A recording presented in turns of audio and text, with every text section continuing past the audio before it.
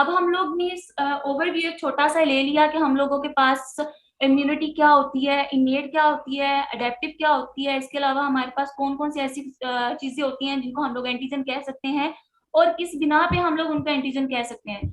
और हमारे पास हमारे जब हम न्यू बोर्न होते हैं या जब हम लोग बहुत ज्यादा एल्डरली हो जाएंगे तब हमारे पास हमारे इम्यून सिस्टम का क्या हाल होता है और वो किस वजह से होता है वो हम लोगों ने पढ़ लिया। अब हम लोग नेक्स्ट पढ़ेंगे इनेट इम्यूनिटी। इनेट इम्यूनिटी क्या होती है ये हम लोग पहले ही ओवरव्यू ले चुके हैं कि इनेट इम्यूनिटी को हम लोग इनेट इम्यूनिटी क्यों कहते हैं, क्योंकि हमारे पास हमारे पैदाइशी तौर पे ही बिल्कुल अच्छे तरीके से मौजूद होती है। पैदाइशी तौर पे मौजूद होने की वजह से हम लोग इसको कहते हैं कि ये इनेट इम्यूनिटी है। ओके, अब हम लोग पढ़ेंगे कि इनेट इम्यूनिटी में कौन कौन से कंपोनेंट्स हमारे पास आते हैं। इनेट इम्यूनिटी के हमारे पास 3 कंपोनेंट्स हैं। नंबर 1 इज बैरियर्स, नंबर 2 पे हमारे पास आते हैं सेल, और नंबर 3 पे हम लोगों ने कल भी पढ़ा था कि फ्री जो से सोलेबल पार्टिकल्स होते हैं वो हमारे पास आते हैं, या उनको हम लोग दूसरे अल्फाज में कह सकते हैं कि कॉम्प्लीमेंट हो गया। ये सारी चीजें हमारे पास तीसरे लेवल पे आती हैं। नंबर 1 पे हमारे पास क्या आ गया, इसके अंदर बैरियर्स, नंबर 2 पे हमारे पास सेल्स आ गए, नंबर 3 पे हमारे पास प्रोटीन्स या पेप्टाइड्स वगैरह आ गई जो कि हमें हेल्प कर रही होती है हमारे इनेट या इम्यून सिस्टम को। सबसे पहले तो हम लोग बात करेंगे कि बैरियर क्या होता है। बैरियर जब हम लोग आम जबान में बात करते हैं तो बैरियर का मतलब होता है एक बार, आर, यानी कि एक चीज को दूसरी चीज के दरमियान में कोई एक दीवार आ गई है जो एक चीज को दूसरी तरफ जाने नहीं दे रही, ठीक है, जो उसके दरमियान में हाइल हो गई है। अब हमारी बॉडी में जो से हमारे पास बैरियर्स हैं, उनमें सबसे बड़ा बैरियर जो हम लोगों को नजर आता है वो है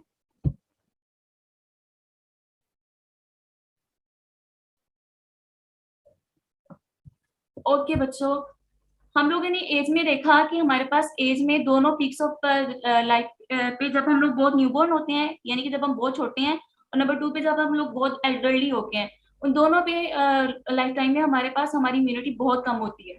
अब वो कम क्यों होती है, नंबर 1 पे जब हम न्यूबॉर्न होते हैं, नंबर 1 पे हमारे पास ये चीज आएगी कि हमारे पास एंटीबॉडीज हमारी अपनी नहीं होती है। हमारे पास आईजीजी होती है जो हमारे पास इंट्रा यूट्राइन लाइफ में हमारी मदर से आती है, और नंबर 2 पे आईजीए होती है जो ब्रेस्ट फीडिंग के दौरान हमारी मदर से हमारे अंदर पास करी होती है। हमारे अपना इम्यून सिस्टम 6 माह तक कोई भी अच्छी एंटीबॉडी नहीं बना रहा होता। एंटीबॉडी हमारा जो अपना इम्यून सिस्टम बनाता है वो अबाउट 6 मंथ से लेके 1 साल तक का जो सा अरसा है ना, उस टाइम पे थोड़ी अच्छी सी एंटीबॉडी सही से डेवलप करता है। नंबर 2 पे हमारे पास हमारे लिम्फोसाइट तो होते हैं लेकिन वो अच्छे से डेवलप नहीं हुए होते हैं। नंबर 3 पे जो हमारा फेगोसाइट्स हैं वो इतने अच्छे सेंसिटिव नहीं होते हैं तो वो अच्छे से काम कर सकें और फेगोसाइटोसिस को मुकम्मल कर सकें। इन सारी वजूहात को हम लोग सही करने के लिए अपने जो से न्यू बॉर्न होते हैं उनको वैक्सीनेशन वगैरह ये सारा काम करवाते हैं ताकि उनकी एंटीबॉडी जो सी है ना वो प्रोडक्शन ज्यादा हो जाए। नंबर 2 पे हम लोगों ने बात की कि with the passage of age भी हमारी इम्यूनिटी कम हो जाती है। अब with the passage of age हमारी इम्यूनिटी क्यों कम होती है, नंबर 1 पे बात ये है कि हमारे जो सा थाइमस है जिसमें हमारे टी सेल ने डेवलप करना था, हमारा टी थाइमस बिल्कुल खत्म हो चुका है, यानी कि नए टी सेल डेवलप कर ही नहीं सकते। और जैसे हमारे बी सेल है ना वो भी अब एग्जॉस्ट हो चुके हैं काम कर करके और हमारा immune system totally shut down होने वाला, क्या बिल्कुल डाउन पे आया होता है, वो पूरे तरीके से काम नहीं कर रहा होता। इस वजह से हम लोगों को दोनों एजेस पे इन्फेक्शन होने के चांसेस बहुत ज्यादा होते हैं। यानी कि रिकरेंट इन्फेक्शन हम लोगों ने देखा होगा कि छोटे बच्चों को भी बहुत जल्दी इन्फेक्शन हो जाता है और बड़े जो से हमारे दादा अबू या दादी अम्मा नाना अबू नानी अम्मा उन लोगों को बहुत जल्दी इन्फेक्शन होता है। उनको भी क्यों इन्फेक्शन होता है, क्योंकि उनकी इम्यूनिटी बहुत ज्यादा लो हो जाती है। एक तो रिकरेंट इन्फेक्शन होता है, नंबर 2 पे ऑटो इम्यून डिजीजेस के चांसेस भी बहुत बढ़ जाते हैं, वो भी इस वजह से कि हमारे जो रेगुलेटरी टी सेल्स हैं वो अपना काम करना खत्म कर देते हैं। जब वो रेगुलेशन ही नहीं दे रहे तो कैसे हम लोग अच्छे से काम कर पाएंगे। अब हम लोगों ने आगे स्टार्ट किया है इनेट इम्यूनिटी। हम लोगों ने पढ़ा है कि हमारे पास इनेट इम्यूनिटी को हम लोग इनेट क्यों कहते हैं, क्योंकि ये पैदाइशी तौर पे हमारे अंदर मौजूद होती है। अब इसमें हमारे पास 3 कंपोनेंट्स आते हैं इनेट इम्यूनिटी में। नंबर 1 पे आता है बैरियर्स, नंबर 2 पे आते हैं सेल्स, और नंबर 3 पे हमारे पास प्रोटीन्स आ जाती हैं या सोलबल फैक्टर्स आ जाते हैं, जिसमें कॉम्प्लीमेंट आ गया, जिसमें हमारे पास डिफरेंट और प्रोटीन्स आ जाती हैं जो कि हम लोग यहाँ साइटोकाइंस वगैरह आ जाएंगे जो कि हमारा immune system इनेट immune system use करता है हमारे बॉडी के अंदर पैथोजन के खिलाफ लड़ने में। नंबर फर्स्ट पे हम लोग किस बैरियर की बात कर रहे थे? बैरियर्स हमारे पास हम लोगों ने बात की कि क्या होते हैं। बैरियर्स होते हैं कोई भी दीवार होना, एक आड़ होना किसी चीज के दरमियान, यानी कि एक चीज को दूसरी चीज के दरमियान में वो हाइल हुआ होता है और इसको दूसरे के अंदर नहीं जाने देता। अब बैरियर्स हमारे पास हमारी बॉडी में सबसे बड़ा बैरियर जो मौजूद है वो तो स्किन है। इसके अलावा म्यूकस मेम्ब्रेन है। इसके अलावा और भी बहुत सारे बैरियर्स मौजूद हैं। अब बैरियर्स को जब हम लोग क्लासीफाई करते हैं तो हम लोग इसको क्लासीफाई करते हैं इनटू थ्री टाइप्स। तीन टाइप्स में हम लोग इसको क्लासीफाई करते हैं।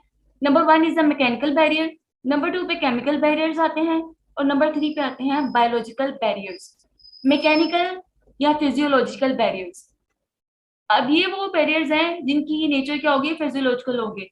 इसमें हमारे पास हमारी स्किन आ जाएगी, इसमें हमारे पास हमारी म्यूकस मेम्ब्रेन आ जाएगी, और इस तरह करके हमारे पास मैकेनिकल बैरियर्स ये वाले आएंगे।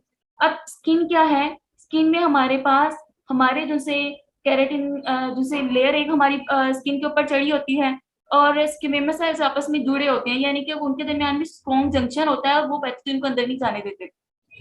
नंबर टू पे जो हम लोगों को एक कॉमन बात पता है कि हमारे स्किन के सेल बहुत ज्यादा शेड होते रहते हैं। अगर कोई पैथोजन आके हमारे स्किन के ऊपर अटैच हुआ है तो फिर भी वो केराटिन जो सा सेल हमारे पास जैसे वो शेड होगा, हमारा स्किन सेल शेड होगा, साथ में वो पैथोजन भी शेड आउट हो जाएगा। नंबर टू पे हम लोग बात करते हैं म्यूकस मेम्ब्रेन की, जो कि एक मैकेनिकल बैरियर है। म्यूकस मेम्ब्रेन क्या करती है कि इसकी बहुत ज्यादा स्टिकी टाइप कह लो, या किसी भी चीज को अपने साथ अटैच नहीं होने देती है। यानी कि म्यूकस की जो सी नेचर है ना, वो ये है कि कोई भी किसी भी चीज को अपने साथ अटैच होने से ये रोकती है। इसकी जो सी नेचर है वो ये है कि अपने साथ किसी को अटैच नहीं होने देगी। और जब वो चीज पैथोजन इसके साथ अटैच नहीं हुआ तो वो कैसे इन्फेक्शन कॉज कर पाएगा। ओके। और इसके बाद हमारे इंटेस्टाइन के अंदर पेरिस्टाल्टिक मूवमेंट्स होती हैं, यानी कि अगर पैथोजन आके हमारी इंटेस्टाइन के साथ नीचे पे अटैच हुआ भी है तो वो पेरिस्टालसिस के थ्रू आगे मूव करता करता हमारी बॉडी से बाहर निकल जाएगा। इसके अलावा हमारे बॉडी के अंदर जैसे सीलिया होते हैं, सीलिया हर वक्त मूव कर रहे होते हैं। पैथोजन एक जगह पे टिक के नहीं पाता, जब वो एक जगह पे टिक के नहीं पाएगा तो वो कैसे इन्फेक्शन कोज करेगा। ओके। इसके अलावा हमारे पास हम लोग किडनीज को देख लें तो एवरी टाइम हमारा यूरिन जो है ना हमारे किडनीज में से पास हो रहा होता है, यानी कि वो स्टेराइल एरिया बना देता है, वो पास होता रहता है। अगर कोई पैथोजन आके अटैच हुआ भी है तो वो उसके साथ यूरिन के साथ पास आउट होके बाहर निकल जाएगा। लेकिन जब हम लोगों के कोई भी मैकेनिकल बैरियर डिसरप्ट होगा तो हमें इन्फेक्शन होगा। ओके। इसकी एग्जांपल हम लोग लेते हैं स्किन बर्न से। जब हम लोगों को स्किन बर्न होता है तो हमारा बॉडी में इन्फेक्शन का चांसेस बहुत ज्यादा बढ़ जाते हैं। ओके। जैसे ही हमारा मैकेनिकल बैरियर किसी भी तरीके से डिसरप्ट हुआ तो क्या हुआ कि मैकेनिकल बैरियर के डिसरप्ट होने से हमें इन्फेक्शन के चांसेस बढ़ गए। अब वो पेशेंट जिनको सीलिया की डिजीज है तो सीलिया उनके पैथोजन जो सा आके अटैच हो रहा है उसको आगे मूव भी नहीं कर पा रहे, सीलिया मूव भी नहीं कर पा रहे, तो पैथोजन अपनी जगह पे स्टिक हो जाएगा और उसको चांस मिल जाएगा कि वो वहां पे अपना काम कर सके और वहां पे डिजीज कॉज कर सके। ओके। अब नेक्स्ट हम लोग पढ़ते हैं केमिकल बैरियर। केमिकल बैरियर्स वो बैरियर्स हैं जिनकी नेचर होती है केमिकल। अब फॉर एग्जांपल इसकी सबसे अच्छी जो सी एग्जांपल है वो हमारे स्टमक में एसिड है।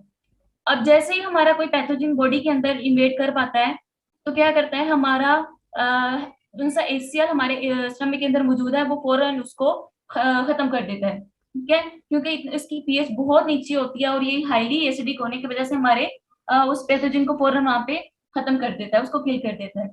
इसके अलावा हमारी बॉडी सेक्रीशन में लाइसोजाइम्स होते हैं, और लाइसोजाइम्स क्या करते हैं कि पेप्टाइडोग्लाइकन को, जो बैक्टीरिया के पेप्टाइडोग्लाइकन है उसको तोड़ फोड़ करते हैं और उसको बैक्टीरिया को तोड़ देते हैं, उसको किल कर देते हैं। इसके अलावा हमारे पास हमारी बॉडी में दूसरे और किस्म के केमिकल्स मौजूद होते हैं जिन्हें हम कहते हैं कि वो डिफेंसिस हैं। डिफेंसिस क्या होते हैं? ये ऐसी पॉजिटिवली चार्ज पेप्टाइड या प्रोटीन्स होती हैं जो कि हाईली केटाइनिक होती हैं, इनके ऊपर बहुत ज्यादा पॉजिटिव चार्ज होता है, और इसकी वजह से ये हमारा जो सा टारगेट है, जो पैथोजन आया है, फंगस, बैक्टीरिया, वायरस, ऐसा कुछ भी आया है, उसके अंदर पोर बना देती हैं। जब ये उसके अंदर सुराख कर देती हैं तो ऑब्वियसली वो खुद ब खुद किल हो जाता है। दो तरह की हमारे पास डिफेंसेस होती हैं, अल्फा डिफेंसेस और बीटा डिफेंसेस। अल्फा डिफेंसेस जो सी होती हैं वो हमारे पास हमारे न्यूट्रोफिल्स और पैनिक सेल्स वगैरह बनाती हैं, और इनकी नेचर होती है एंटीवायरल। ओके, ये वायरसेस के अगेंस्ट होती हैं। और बीटा डिफेंसेस होती है ना, वो बैक्टीरिया के अगेंस्ट होती हैं और मोस्टली ये रेस्पिरेटरी ट्रैक्ट वगैरह से आते हैं। इसके अलावा हम लोगों ने सर्फेक्टेंट जो बचपन से एफएससी लेवल से पढ़ते आ रहे हैं, वो हमारे एल्वियोलाई के अंदर मौजूद होता है, और वो क्या करता है कि माइक्रोब्स को एल्वियोलाई के अंदर बाइंड ही नहीं करने देता। ओके, उसके बाद हमारे पास कुछ और भी होते हैं, यानी कि जो ऑप्सनाइजेशन करवाते थे हम लोगों ने, कल ऑप्सनाइजेशन का पढ़ा था कि क्या होती है। इस तरह से डिफरेंट केमिकल्स होते हैं जो अपने अपने लिहाज से काम कर रहे होते हैं। अब हम लोग नेक्स्ट बात करते हैं about the biological barriers. Biological barriers क्या होंगे, जो कि उनकी नेचर होगी वो लिविंग हो, सेल हो सकते हैं। अब इसकी एग्जांपल सबसे जो सी अच्छी एग्जांपल है वो हमारा नॉर्मल फ्लोरा है, जो हमारी बॉडी के अंदर हमारा नॉर्मल फ्लोरा मौजूद है, वो बायोलॉजिकल बैरियर के तौर पे काम कर रहा होता है। अब वो क्या करता है, अब एक अच्छा सारा नॉर्मल फ्लोरा हमारा हमारी बॉडी के अंदर अटैच है, तो वो नहीं आने वाले पैथोजन को अटैच नहीं होने देगा, वो पैथोजन को अटैच नहीं होने देता। हमारा दूसरा नॉर्मल फ्लोरा है, एक तो वो नहीं आने वाले पैथोजेंस को वहां अटैच नहीं होने दे रहा। नंबर 2 पे वो क्या कर रहा है कि न्यूट्रिएंट जितने भी आ रहे हैं वो हासिल कर पा रहा है, वो खुद खाए जा रहा है। जो सा नया पैथोजन आया उसको न्यूट्रिएंट्स भी थोड़े बहुत मिल रहे हैं, एक तो बेचारे को जगह नहीं मिल रही। अगर थोड़ी बहुत जगह मिल भी रही है वहां पे रहने के लिए, उसको खाना ही नहीं मिल रहा, तो वो बेचारा कैसे नया पैथोजन आके ग्रो करेगा वहां पे। ओके, तो इस तरीके से हमारा नॉर्मल फ्लोरा हम लोगों के लिए एक नेमत के तौर पे काम करता है, वो हम लोगों को बचा रहा होता है इन्फेक्शन से, आने वाले पैथोजन से। इसके अलावा बायोलॉजिकल बैरियर्स में हमारे पास हमारी अपनी इम्यूनोग्लोबुलिन्स भी आती हैं, और उनमें दो तरह की इम्यूनोग्लोबुलिन्स होती हैं, एक आईजीजी और नंबर 2 पे आईजीए। आईजीए इम्यूनोग्लोबुलिन जो सी है वो हमारी म्यूकस मेम्ब्रेन के अंदर मौजूद होती है, और ये क्या करती है, बैक्टीरिया वायरसेस कोई भी ऐसा पैथोजन आया है ये उसके साथ अटैच कर जाएगी, और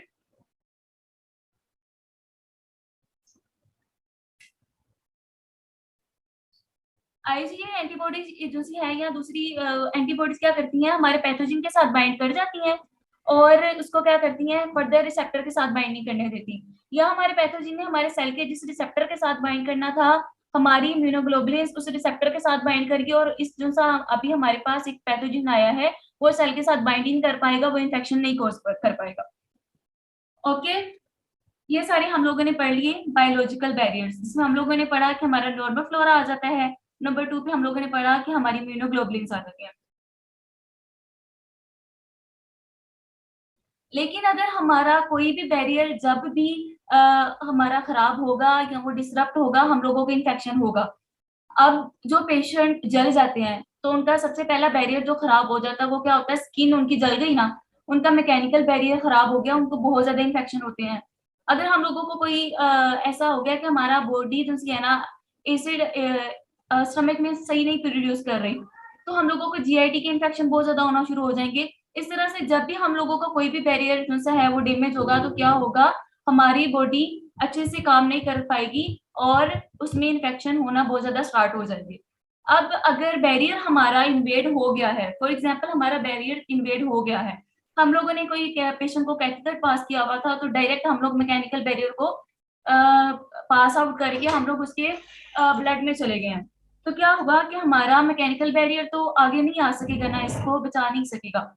इसके अलावा अगर हम लोगों को सिस्टिक फाइब्रोसिस की डिजीज है, सिस्टिक फाइब्रोसिस में हमारे सीलिया काम ही सही नहीं कर रहे होते हैं, ठीक है, म्यूकस क्लियर ही नहीं हो रहा होता, तो उसमें भी हमारा ये बैरियर जो सा है वो डैमेज हो गया या वो काम नहीं कर पा रहा। अगर किसी भी तरीके से हमारा बैरियर काम नहीं कर पा रहा या उसमें किसी किस्म का डैमेज आ गया है, तो क्या होगा, हमारे पास डिसीज होगी, और उसको कोप अप करने के लिए हमारे पास अब आएंगे हमारे सेल। नंबर 2 पे हम लोगों ने इनेट इम्यूनिटी में बैरियर्स अगर क्रॉस हो गए हैं पैथोजन से, तो क्या होगा, हमारे सेल आएंगे। सेल में हमारे पास जो इनेट इम्यूनिटी के सेल आते हैं, फेगोसाइट्स आते हैं, जिनका काम होता है इनगल्फ करना, खा जाना। नंबर 2 पे हमारे पास न्यूट्रोफिल्स आते हैं, हमारे पास डेंड्रिटिक सेल्स आते हैं, और इस तरह हमारे पास मोनोसाइट्स आते हैं। ठीक है, ये सारे सेल्स है ना मिलके हमारे साथ हमारे इनेट इम्यूनिटी में काम कर रहे होते हैं और इनेट इम्यूनिटी को आगे बढ़ा रहे होते हैं। अब क्या हुआ कि सबसे पहले एक मल्टी पोटेंट हेमोपोएटिक सेल आया, एक माइलोइड प्रोजेनिटर बन गया, एक लिम्फोइड प्रोजेनिटर बन गया। माइलोइड वाला आगे सारे सेल बनाते बनाते जितने भी बनाने हैं वो बनाए उसने, लेकिन साथ में उसने डेंड्रिटिक सेल्स भी बनाए हैं। साथ में उसने मैक्रोफेजेस भी बनाए हैं, न्यूट्रोफिल्स भी बनाए हैं, ठीक है। और ईओसिनोफिल्स, बेसोफिल्स, मास्ट सेल्स, ये सारे बनाए और सारे के सारे क्या हैं हमारे पास, हमारी इन्नेट इम्यूनिटी के सेल है। और रीजन क्या था, एक हेमेटोपोइटिक स्टेम सेल था। हेमेटोपोइटिक स्टेम सेल से माइलोइड सेल बना और माइलोइड सेल से हमारे पास हमारे आगे फर्दर इन्नेट इम्यूनिटी के सेल बन गए, जिनमें हमारे पास आते हैं neutrophils, eosinophils, basophils, mast cells और मोनोसाइट। मोनोसाइट से आगे हमारे पास दो तरह के सेल बन गए, number 1 is the macrophages, number 2 पे हमारे पास डेंड्रिटिक सेल्स। ओके, अब हम लोग फर्दर पढ़ते हैं कि अगर कोई पैथोजन हमारी बॉडी के अंदर आया है तो हमारे इनेट इम्यूनिटी के सेल्स को कैसे पता चलेगा कि मेरे पास ये आया है, ठीक है। अब उस पैथोजन को रिस्पॉन्ड करने के लिए सबसे पहले उसको देखना भी तो जरूरी होगा ना, उसको रिकॉग्नाइज करना होगा, उसकी पहचान करना होगी। तो रिकॉग्निशन किसके जरिए से होती है, रिकॉग्निशन होती है थ्रू द रिसेप्टर्स। बच्चे बस ये रिसेप्टर्स पढ़ के हम लोग खत्म करते हैं। अब क्या होगा कि नंबर फर्स्ट पे क्या आया, रिसेप्टर्स। अब रिसेप्टर के साथ हम, रिसेप्टर कोई भी ऐसा मॉलिक्यूल है जो कि हमारे पैथोजन के किसी भी पैटर्न को रिकॉग्नाइज कर लेता है। पैटर्न क्या होगा, जो हम लोगों ने अभी कल ही बात की थी, वो यूनिवर्सल होता है। अगर एक बैक्टीरिया है ना, तो हम लोगों को पता है सारे बैक्टीरिया के पास पॉलीसेकेराइड होती है। तो पॉलीसेकेराइड क्या हो जाएगा, एक पैटर्न है, उसको हम लोग रिकॉग्नाइज कर लेते हैं। नंबर 2 पे हम लोगों को पता है बैक्टीरिया के अंदर एंडोटॉक्सिन होता है, तमाम ग्राम नेगेटिव बैक्टीरिया के अंदर एंडोटॉक्सिन होता है।